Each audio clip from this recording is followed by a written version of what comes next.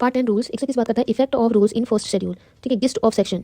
First schedule में जो rules दिए गए हैं उनका वही इफेक्ट होगा जैसे वो सीपीसी के मेन बॉडी सेक्शन में लिखे हों, जब तक कि उन्हें इस पार्ट के अनुसार बदलाया रद्द न कर दिया जाए। ठीक है, ये रूल्स भी लॉ ही है, सिर्फ गाइडलाइन नहीं है। Section 122 power of certain high court to make rules. कुछ हाई कोर्ट को पावर दी गई है, वो अपनी प्रोसीजर के लिए और अपने कंट्रोल में आने वाली सिविल कोर्ट के लिए रूल्स बना सकती हैं। एग्जिस्टिंग रूल को एनुअल ऑल्टर या ऐड कर सकती है। ठीक है, सेक्शन 123 क्या बोलता है, constitution of rule committed in certain state. Certain state में रूल्स कमेटी बनाई जाती है जो प्रोसीजरल रूल बनाने मॉडिफाई करने में हाईकोर्ट की मदद करती है। 123 का एक है रूल कमेटी का कॉन्स्टिट्यूशन। हर उस हाईकोर्ट के लिए जो सेक्शन 122 में आती है रूल कमेटी बनाई जाएगी। कमेटी उस टाउन में होगी जहां हाईकोर्ट नॉर्मली बैठती है। 123 का 2 कमेटी के मेंबर्स की बात करता है। कमेटी में ये लोग होंगे 3 जजेस ऑफ द हाईकोर्ट, इसमें से कम एक जज डिस्ट्रिक्ट जज या फिर डिविजनल जज के रूप में मिनिमम 3 साल का एक्सपीरियंस रखता हो। दूसरा 2 लीगल प्रैक्टिशनर एडवोकेट जो उसी हाईकोर्ट में इन्वॉल्व हो। तीसरा एक सिविल कोर्ट जज जो हाईकोर्ट के सबऑर्डिनेट हो।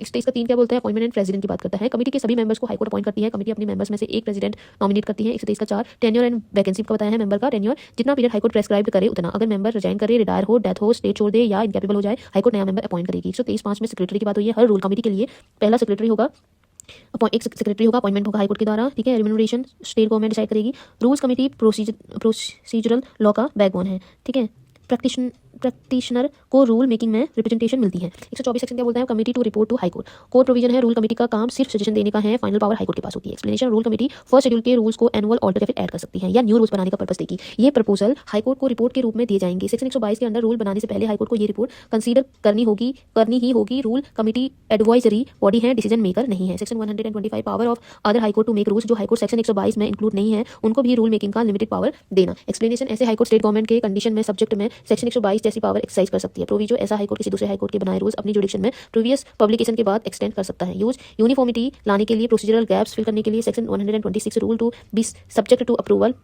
मैंडेटरी अप्रूवल रूल्स तब तक वैलिड नहीं होंगे जब तक उन्हें गवर्नमेंट अप्रूवल ना मिले। एक्सप्लेनेशन, अगर रूल्स स्टेट के अंदर सिचुएटेड नहीं है, सेंट्रल गवर्नमेंट का अप्रूवल है। सेक्शन 127 पब्लिकेशन ऑफ रूल्स का इफेक्ट कब से आता है, पब्लिकेशन के बाद।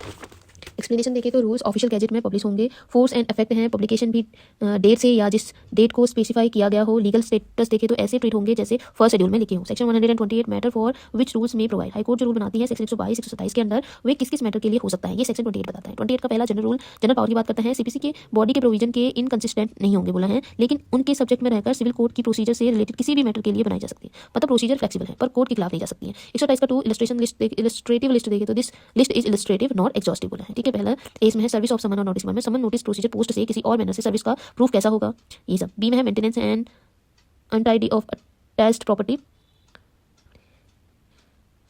ठीक है, अटैचमेंट के दौरान लाइव स्टॉक मूवेबल प्रॉपर्टी, उनकी देखरेख, fees, seal and C procedure, ये सब चीजें। काउंटर क्लेम प्रोसीजर है, काउंटर क्लेम वाली सूट की प्रोसीजर, उनका वैल्यूएशन फॉर जुडिक्शन है। डी गार्निशिंग एंड चार्जिंग के बारे में है, गार्निशिंग प्रोसीडिंग्स डेप्ट के अटैचमेंट एंड सेल के बदले ना साथ या फिर साथ। कंट्रीब्यूशन इंडेमनिटी है, जब डिपेंडेंट किसी थर्ड पर्सन से कंट्रीब्यूशन ले इंडेमनिटी ले क्लेम करता है, पार्टी हो या ना हो। ठीक है, अगला पॉइंट है सबरी प्रोसीजर, सिर्फ डेप्ट लिक्विडिटी डिमांड के रिकवरी के सूट, कॉन्ट्रैक्ट एक्सप्रेस और इम्प्लाइडली इनैक्टमेंट, गारंटी ट्रस्ट।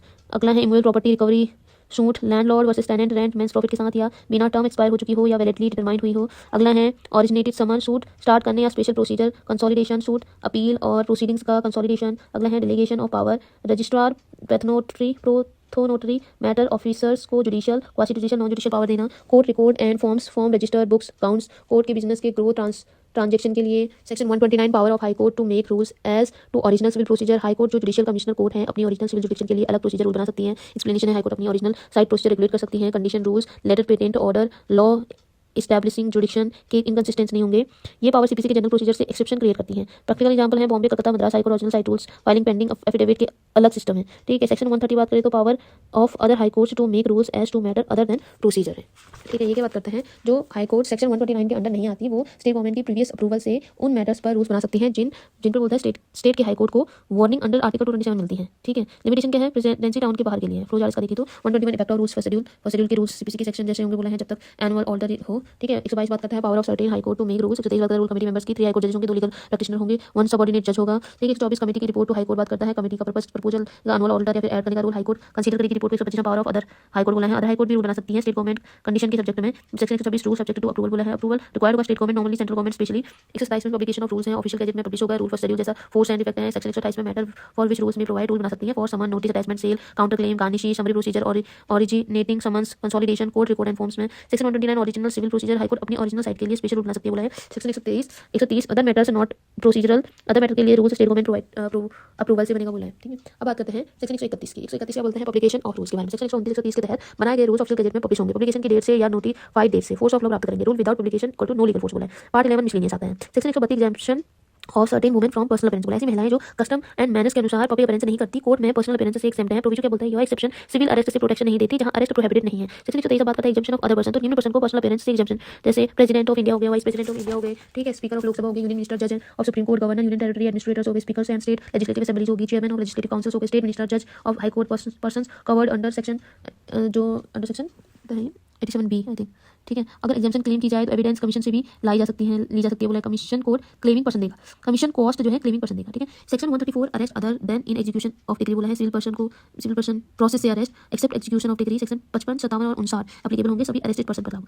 ठीक है, 135 exemption from arrest under civil process बोलता है। सिविल अरेस्ट से एग्जेम्पशन जुडिशियल ऑफिसर्स जो होंगे, जजेस, मजिस्ट्रेट, कोर्ट जाते प्रिसाइड करते लौटते समय स्टैंप नहीं कर सकते। ठीक है, tribunal matters parties pleading Mukhtar, revenue agents, witnesses, good faith में ट्रिब्यूनल अटेंड करते समय exempt, but immediate execution order में जजमेंट डेप्टर एग्जेम्पशन क्लेम नहीं कर सकता है। 135 क्या बोलता है, exemption of members of legislative bodies, MPs, MLAs को सिविल अरेस्ट एंड डिटेंशन से एग्जेम्पशन है ड्यूरिंग सेशन, जॉइंट सिटिंग में, कमिटी मीटिंग्स में, 40 days before the end after session. ठीक है,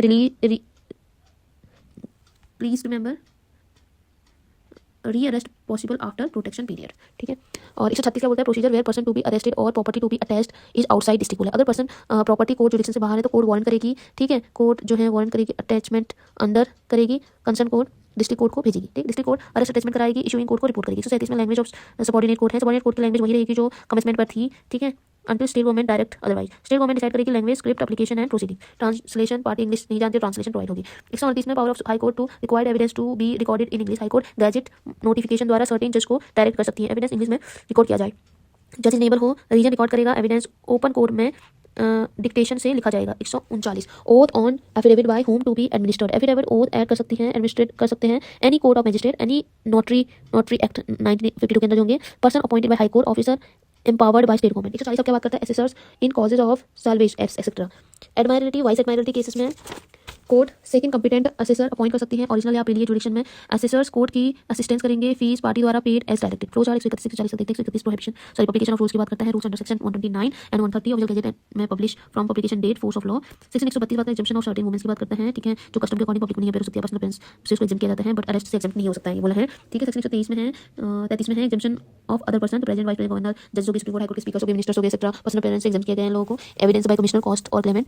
134 में arrest other then execution of decree बोला है। सिविल अरेस्ट के लिए सेक्शन 55, 57 और 59 एप्लीकेबल होगा बोला है। सेक्शन 135 में एग्जेम्पशन फ्रॉम सिविल अरेस्ट, जज, magistrate to and for court बोला है, parties, pleader, witness, tribunal attend करते वक्त, बट जजमेंट डेप्टर को इमीडिएट एग्जीक्यूशन में प्रोटेक्शन नहीं है बोला है। 135 में exemption of members of legislature, MPs, MLAs protected है बोला है during session, joint sitting committee, 40 days before and after, rearrest possible है आफ्टर पीरियड बोला है। 137 में arrest attachment outside district, person property outside jurisdiction, warrant send to district court executor and reporter जाएंगे back. Section 137 में language of subordinate court बोला है, same language as before until state government change transaction if party doesn't know English. Section 138 evidence in English, high court notification देगी, जज record evidence in English, if not possible reason record होगा बोला है। 139 बात करता है ऑन एफिडेविट की, तो court magistrate notary high court और स्टेट अपॉइंट करेगी ऑफिसर्स को। 140 में असेसर्स बोला है, एडमायरलिटी सैल्वेज केसेस कोर्ट में upon two assessors, fees paid होगा एज डायरेक्टेड। ठीक है, अब बात करते हैं 141 की मिसलेनियस प्रोसीडिंग्स की। तो सीबीसी में जो प्रोसीजर सूट के लिए है वही प्रोसीजर है, सिविल कोर्ट की सभी प्रोसीडिंग में अप्लाई होगी बोला है। As far as it can be made applicable. Explanation proceedings में ऑर्डर 9 शामिल है, 10 आर्टिकल 22-26 और प्रोसीडिंग शामिल नहीं है। सीपीसी प्रोसीडिंग्स नहीं होगी, only suit.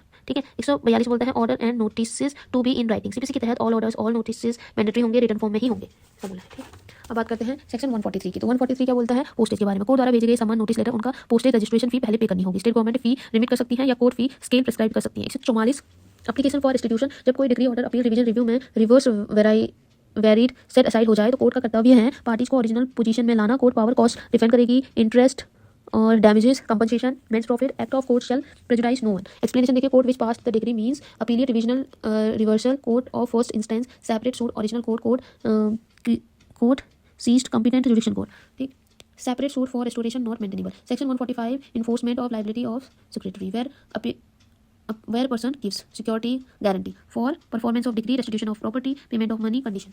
Decree may be executed against surety personally by sale of secured property, surety deemed property. Section 47 notice to surety is necessary.